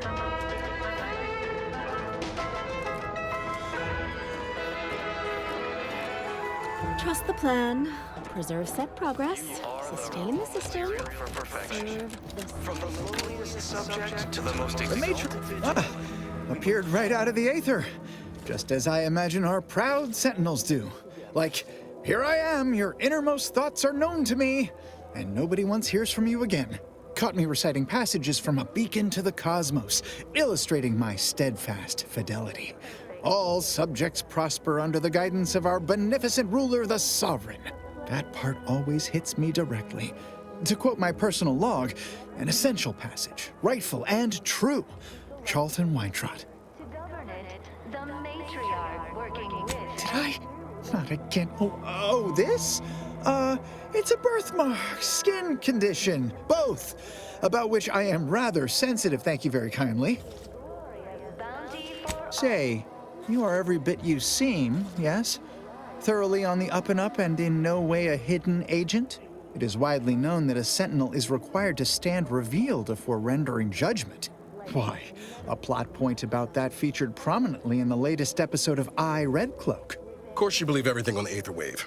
I guess it would be stranger if you didn't swallow the propaganda, even if it does take some heavy dramatic license.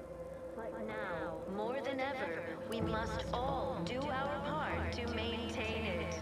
Say now, no need to get tough. You saw through my ruse, fine. Others in Westport fail to perceive my true nature. I am hardly one of the herd around here. A reference you'll no doubt recognize from those keen Auntie's Choice commercials.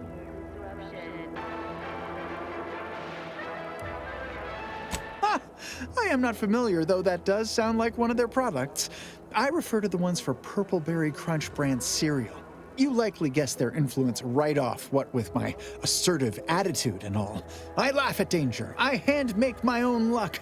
That character is a revelation. You and I are just like him. Get up and go-getters. Say, did Auntie's Choice send you here? Don't fret. I am exceedingly skilled at keeping secrets. If I am not the person for it, I would be most surprised. Do tell. I normally might, but my cousin, the warden there, freely enjoys stringing up Auntie's Choice sympathizers, and Marilyn would grant no reprieve to family. That seems neither prudent nor wise. I value my neck and do not intend to hang. Why? Because the matriarch curse. Why, you're right. I am no member of the herd. I think for myself. You've convinced me. Out of balance. Well, all right then.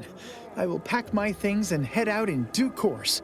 Glad this world has folks like you just going around helping people realize their enormous unrevealed potential. I, for one, am the better for it. Here on Eden, we all enjoy the full luxury the paradigm affords us. A perfect life of contentment and plenty. We have community, purpose, time for recreation. We sleep well at night. Work isn't strenuous or stressful. Food is nutritious and plentiful. Simply saying I'd rest easier if he... Auntie's Choice is an invasive species. May the Sovereign guide you. Take a moment to rightly appreciate it all and thank the Sovereign.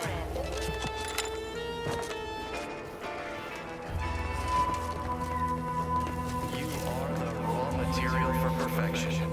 From the lowliest subject to the most exalted vigilant, we must all fulfill our duty as Protectorate.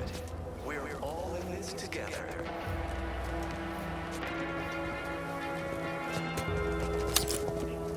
The matriarch chose Eden because she recognized it as the perfect ecosystem. The native flora and fauna, the pleasant atmosphere, and rich natural resources represented.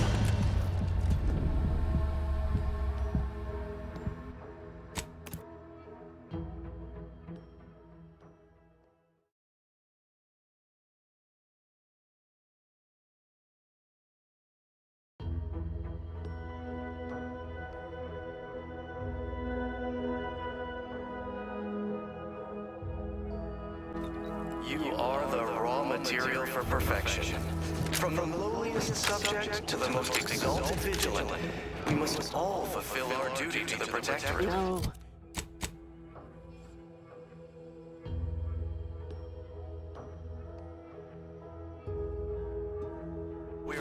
I just feel sad for them.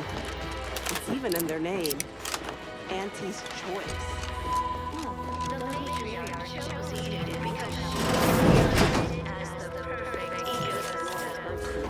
The native flora and fauna, the pleasant This unit's current work task takes priority over... Farewell. Word on the wireless is that Stay true, outsider. You walked in here under your own steam and appear reasonably free of cuts, burns, or weeping lesions. So, I assume you're presently devoid of mortiferous injuries. Good. Because we've got more of that than we can handle. You haven't heard? When Auntie's invaded, they broke the seawall. Flooded nearly half the town below, where most of the domiciles were. A number of our subjects drowned. Others got concussed, or even crushed. A few were electrocuted or exposed to caustics. Took a while for our water purifier to catch up, so some drank tainted water, which is not good for you at all. I'm glad it's working again. All right, well, don't let me keep you.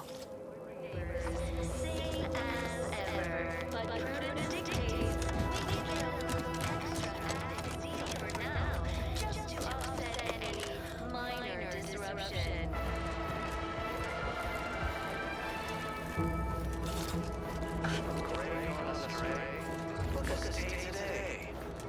you mentally refreshed? Greetings. It is my esteemed pleasure to welcome you to Westport, once a shining testament to Protectorate excellence, now a picturesque example of the evils of corporatism. But where are my manners? We do not have much, but please, let me offer you some victuals. Tut. I insist. Serving Unit 1. Something for the visitor at once? Confirmative. Perhaps you're wondering why I'd open my arms thusly for a stranger. Simple. As the guiding light for humankind, we always put our best foot forward, regardless of circumstance. Everyone knows the paradigm epitomizes the pinnacle of social order. Why? Because the matriarch herself... I believe something still can be done. This town can be saved, its people given a reprieve. Were we to acquire the one thing vital to our existence, automech parts. What? Comestibles served. We of the Protectorate pride ourselves on our mech programming. Among the vigilant, it is even considered something of a sport. We are not miracle workers, however. Without parts to work with, we've no hope of remaking our mechs to do tasks beyond their initial functions. We need repair mechs, domestic mechs, not combat ones. Serving Unit 1 here is about as much as can be accomplished without replacement parts. Food is nutritious and plentiful. If I can return the settlement to a reasonable facsimile of its previous glory, sufficiently functioning by employing mechs reprogrammed to repair and rebuild, the Arbiters might see fit to penalize only me, commute the others' sentences, allow them to maintain things around here in the spirit of continuity and such. To the most exalted vigilant. Hence my use of the term reasonable facsimile. I owe it to every single person here to try. What sort of payment do you seek? Don't imagine we have much you need. Enough to lead and inspire those who work there, once at least. I was previously the ranking vigilant on this island. Why do you ask?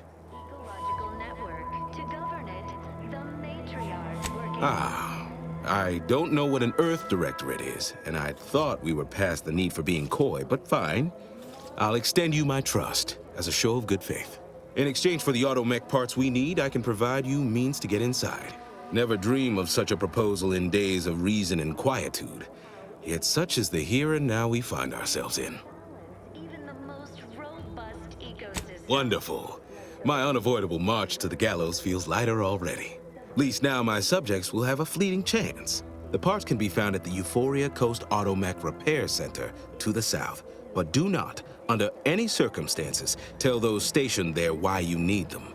To get inside, you will need an access pass from the Ministry of Accuracy. Since we have all been marked as traitors, I cannot create one for you here. Farewell now. Dictates we give it a little extra added. This unit beautifully acknowledges your presence. Minor disruption.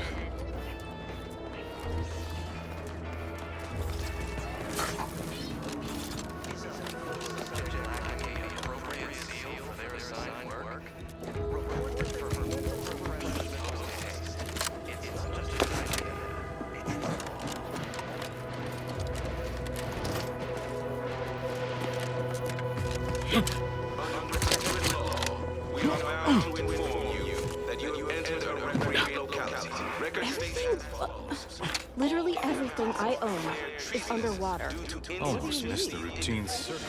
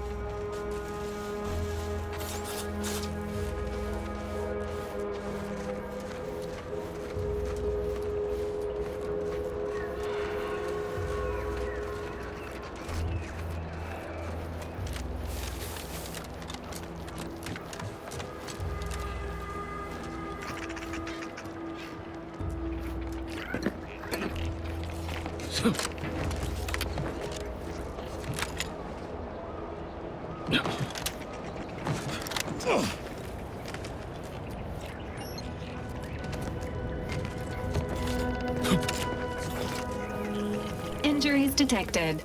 Please seek medical assistance prior to loss of consciousness. How may this unit assist you, Commander?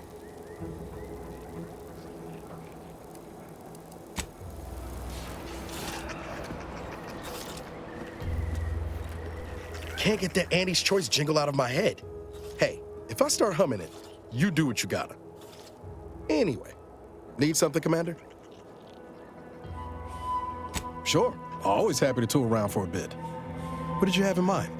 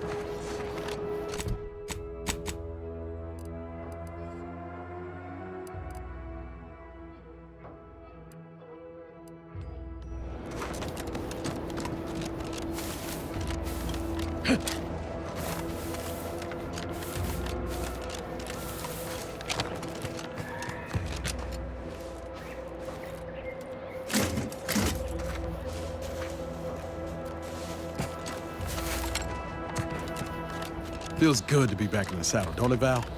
Kinda reminds me of our days in Nyx's orbit, dodging Protectorate patrols. You remember that? Error. Memory not found. Ah, well. That's all right, Val. I'll just have to do the remembering for both of us.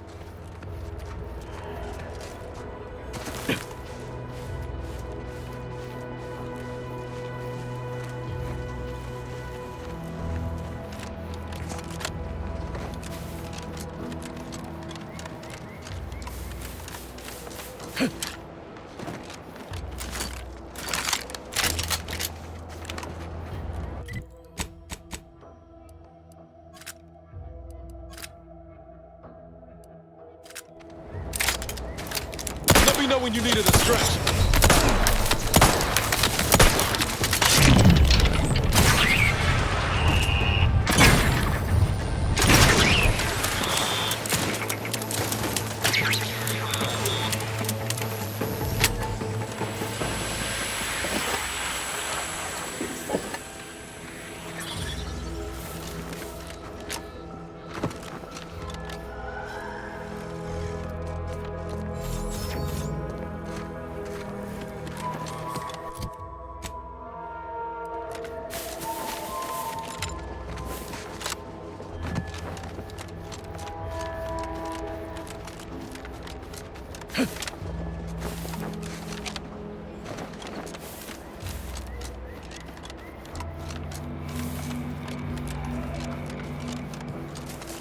Confronting threat.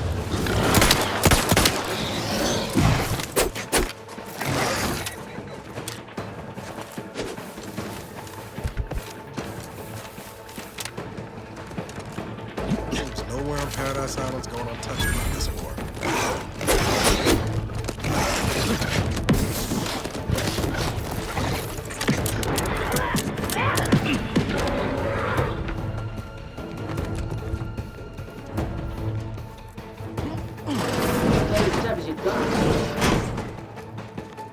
Hey, you! Get over here before you get yourself killed.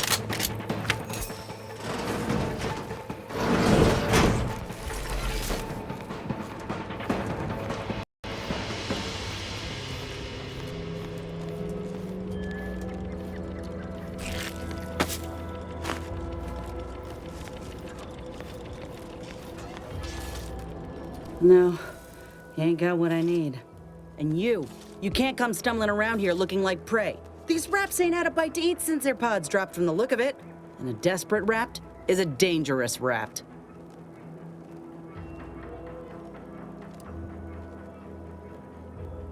You're kidding, right? Look, even if you did somehow prove to be dangerous or something vaguely approximating it, I still rather fancy my odds in a fight. Which is why I gotta ask, what are you doing here? Yeah? Well, I'm Trooper Silong. Inez, former combat medic, Enhanced Soldier Division. Now just a menial troubleshooter who looks to have gotten her job swept out from under her. They're always counting me out. Every single one of them. And now, they ain't even letting me finish the jobs they send me on. Kinda making it hard to prove myself here. And this rep didn't even have anything that could help my graft. This whole thing's a wash. Sick of it. I know I ain't blaming you. That's part of climbing the ladder. Ain't but one rung at the bottom, and everyone's keen to get a foothold. Can't exactly afford to be picky about the jobs that come my way neither. Considering my condition, options are limited. If you had, you'd know. Unless you're accustomed to seeing folk roaming around with exposed muscle fibers or stunted extra limbs on their backs.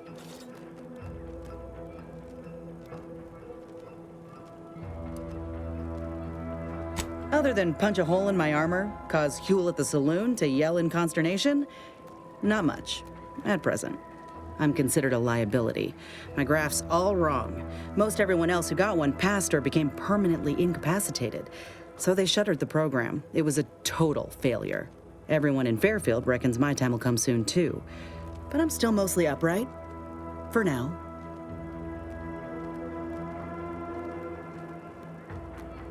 I just know I can do more for Auntie and for the war. It's just this damn contract. Unless I can amend it so I might fix my graft, proving myself ain't happening anytime soon. Weren't many of us grafted soldiers to begin with. To think I'm one of the lucky ones. No. Enhanced Soldier Division was the fancy public-facing name for the grafting program. And when I say it was shuttered, I mean completely fucking demolished. Bet they'd erase it from the financial records if they could. It was that much of an embarrassment. In the wake of such a failure, it's left us grafted folks with no support. I only been able to treat my own ailments thanks to Doc Tinsley in Fairfield. She worked for the program for a time. She's a good one. If the graft were an imaginary boo-boo, I wouldn't be in this mess, friend. It's paperwork that's the problem. You looked at the fine print of an employment contract lately? It says any action taken by a worker that could result in impeded work must be approved by the contract holder. Not only would trying to fix my graft impede my work, but it's also financially unviable, unproven, a risky investment. So I'm stuck with a limb that's slowly poisoning me. Could pursue fixing it myself were I out of my contract, but if I attempted to end it, I'd have to waive all employment rights for the next year. That's a non-starter.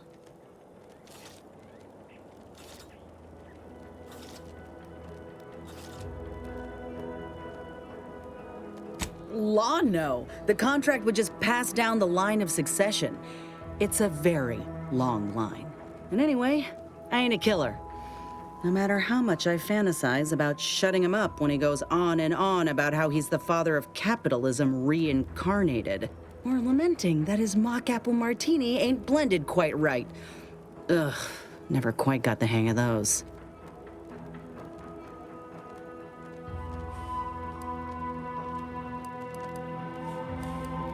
Let me put it this way. If I was already on the bottom rung, this knocks me clean off and buries me in sand. But I started from nothing before. I could do it again. Maybe. Ain't easy moving between companies, and I wasn't always with Auntie's choice. But that's a story for another time. Get the feeling you will. Anyhow, think I'll return to Fairfield to have a little chat with Milver Street. Good luck in there. Mind the raps. Just me, or did Inez remind you of Helen? Tough like her. Shame she's with Auntie's choice.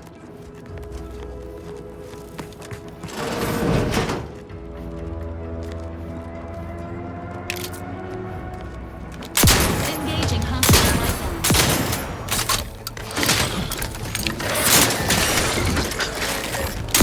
Ready to assist with Agents Halcyon.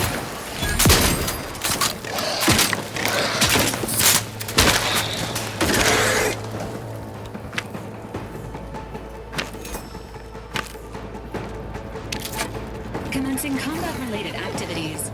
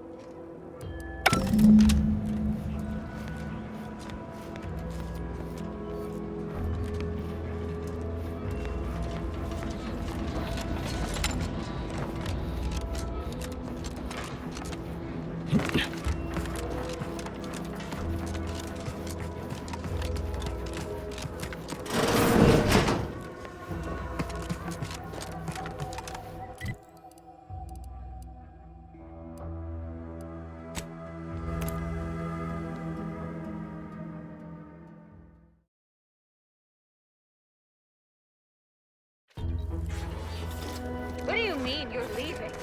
Ship's over. I have a life outside this place, you know. A life? Outside our lab? No.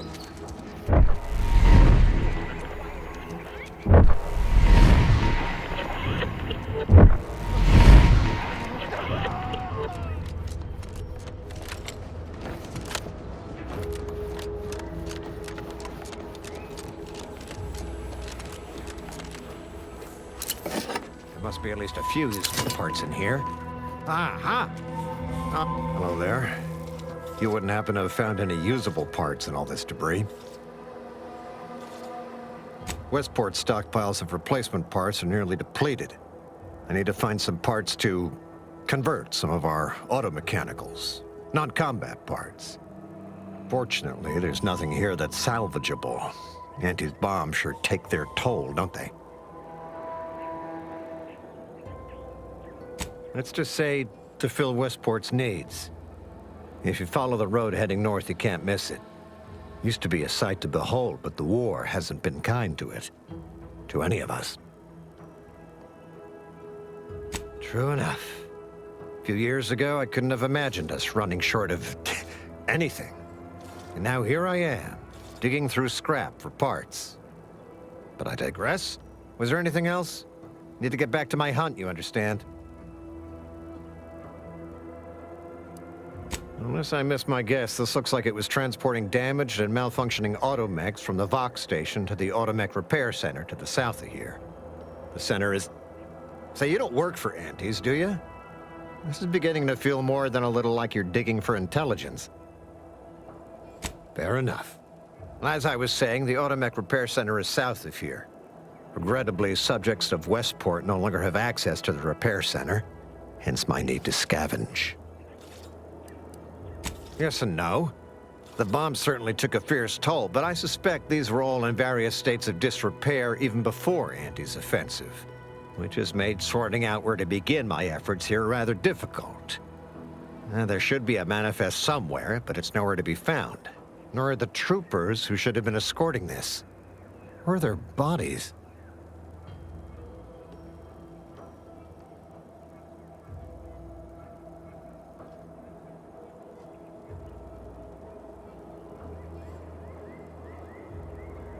These were stalwart defenders of the Protectorate we're talking about here. Not the spineless stumblewits that comprise the forces of Auntie's choice. No. Some other unfortunate fate has befallen them. Could have been any manner of terror brought upon us by Aunties. Likewise. And please inform me if you happen upon any usable parts. There must be at least a few usable parts in here. Aha! Ah, it's warped. Like everything else.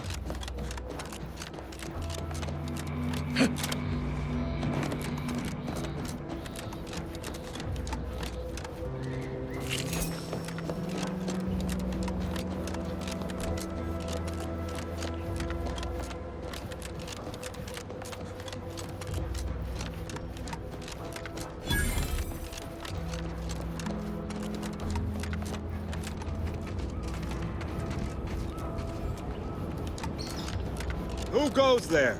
By orders of Marshal Donaldson, no one comes or goes to the Automech Repair Center without approval. What's your business here? Now you've done it. Slowing down a ranking Protectorate official is worth 10, 20 demerits if you're lucky. All right, let's not lose our heads over a simple misunderstanding. You're free to pass. Marshal Donaldson likes to greet new arrivals personally. We'll let him know you're inbound, so no one shoots on sight. Oh, and fair warning, watch out for xeranium gas. We sprung a leak. Nothing too bad. Aside from the headaches, nightmares, missing teeth, and headaches. One more thing. Don't cause any trouble around these parts. Donaldson runs a tight ship and has zero tolerance for lawbreakers.